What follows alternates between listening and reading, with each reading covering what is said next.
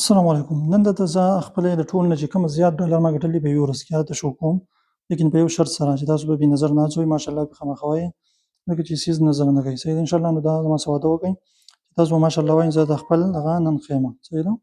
نو دلته انالیټکس ته راځو چې تاسو وینئ چې زما ټول نه زیات په یوه ورځ کې ارنینګ څو شوی دی. یو ته رالمه، په دې کې به تاسو اوس چې دی دلته ګورئ دا لایف ټایم ته راځمه چې په یوه ورځ کې څومره ډالر زما جوړ شوي دي. او تاسو اوس وینئ چې ټول نه زیات ډالر بس یوه ورځ کې څو راغلي. دا تاسو چک کولی شئ تقریبا 1.29. دا اوس ګورئ چې دې نه څومره جوړې شوي دي. 1.29 نه دلته چک کوو چې 1.29 نو دا چې دی ډالر ساري دا کول غواړي USD to PKR کول غواړي. صحیح ده چې دا به زه اوس وکړم USD to PKR.